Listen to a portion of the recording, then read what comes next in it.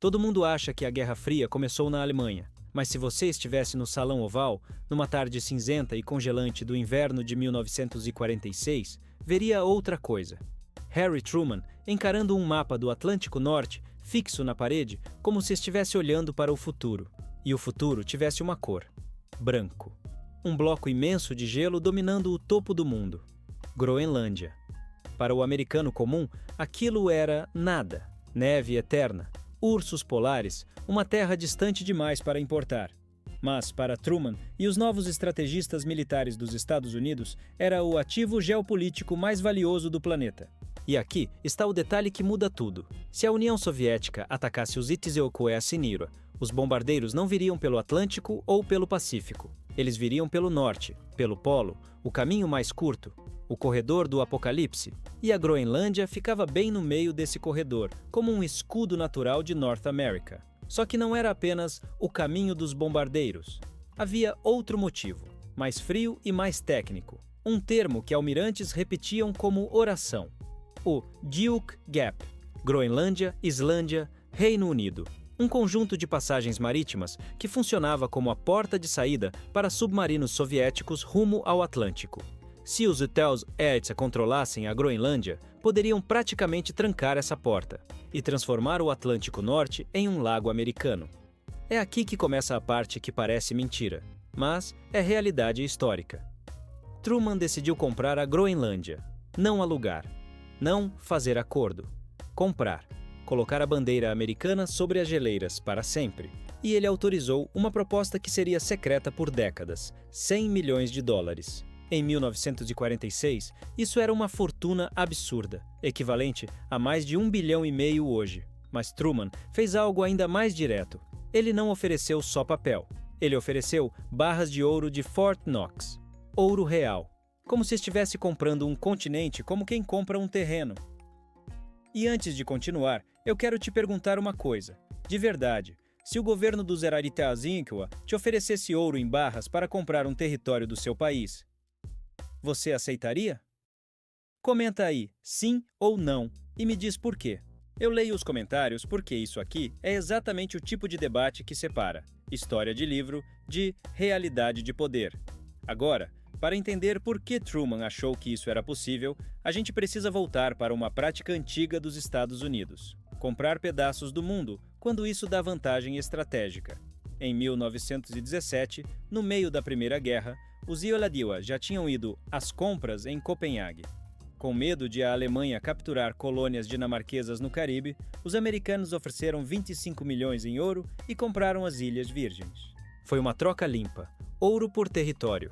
Bandeira desce, bandeira sobe. Truman olhou para esse precedente e pensou: se funcionou no sul, por que não no norte? Só que em 1946, a história tinha uma peça imprevisível no tabuleiro. Um homem que parecia um fantasma da guerra. Henrik Kaufmann, o embaixador dinamarquês em Washington, durante a ocupação nazista. Em 1940, quando os alemães invadiram a Dinamarca, o governo em Copenhague se rendeu rápido. Kaufmann não aceitou. Declarou que o governo estava sob coerção e que ele não obedeceria. Virou, na prática, um embaixador fora da lei.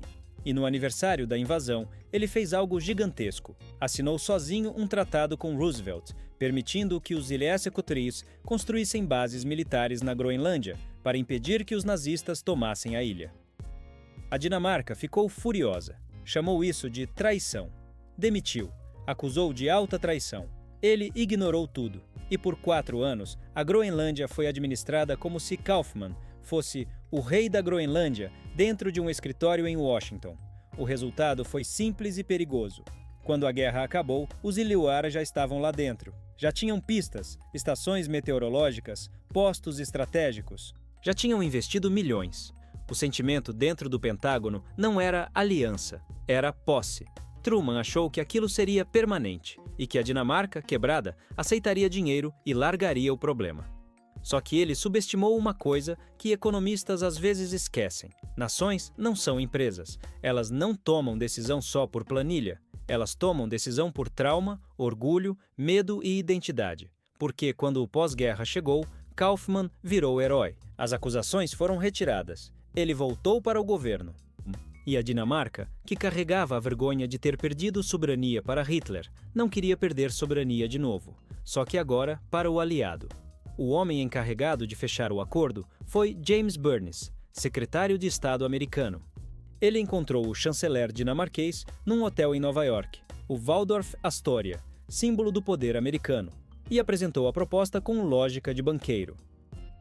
Groenlândia é um custo, um fardo, uma ilha gigante que não produz quase nada. Vocês são pequenos, vocês estão quebrados. Nós somos a proprietária natural por geografia e segurança. E então ele jogou o número. 100 milhões, em ouro. Pensa no cenário. Dinamarca sem dinheiro, infraestrutura danificada, economia fragilizada, população vivendo com escassez, e alguém te oferece barras de ouro que poderiam reconstruir tudo.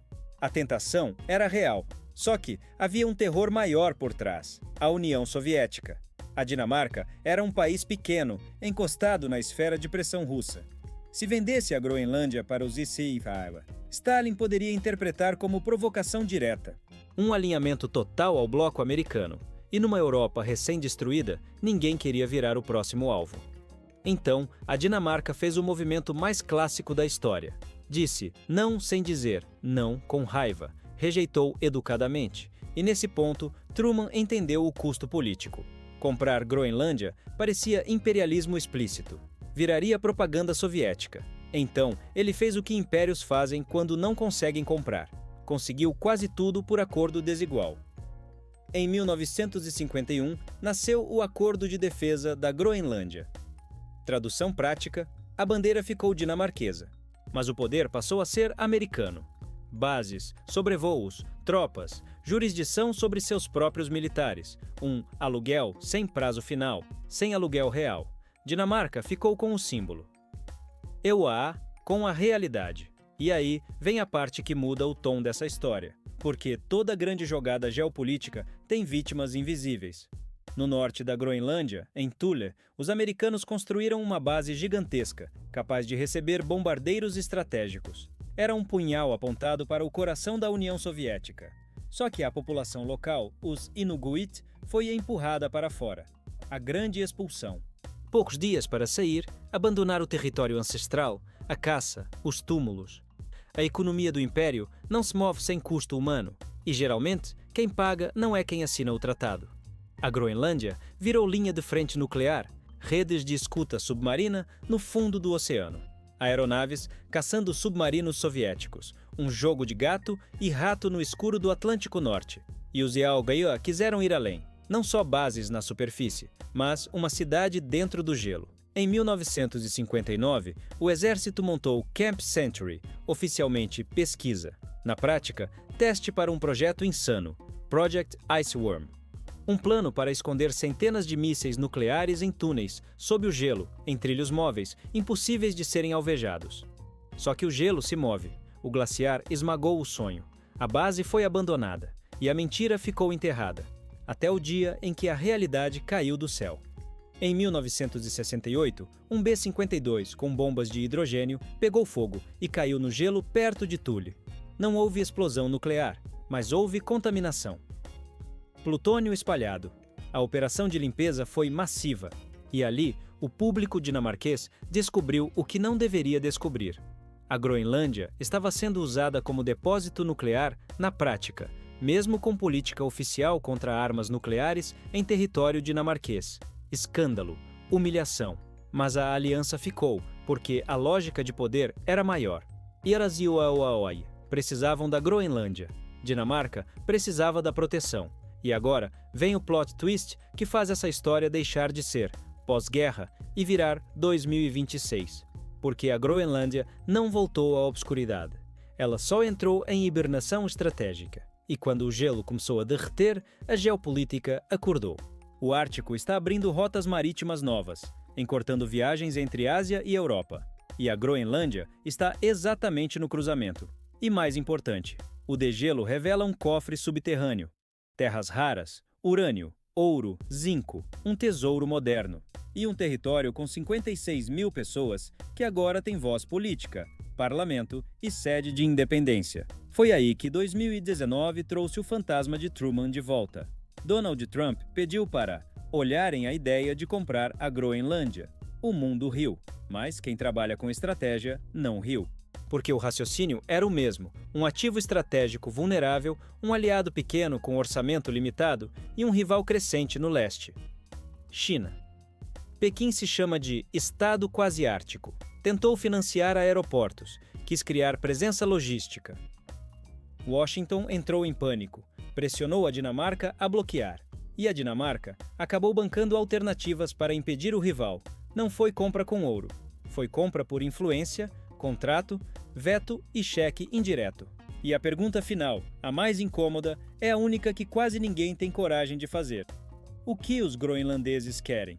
Porque todo mundo trata a ilha como tabuleiro, mas quem vive nela é gente real.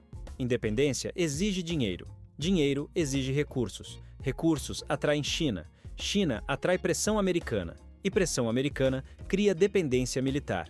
É um labirinto de soberania. Então, eu quero te ouvir. A Groenlândia vai virar independente? Vai continuar com a Dinamarca? Ou vai acabar americana na prática? Mesmo sem bandeira? Comenta aí, qual cenário você acha mais provável? E se você curte esse tipo de história, onde geopolítica, economia e poder se misturam sem filtro, se inscreve agora no Nova Faria Lima. Porque o mundo real não se move por ideais. Ele se move por geografia, dinheiro e medo. E quem entende isso antes, enxerga o futuro primeiro.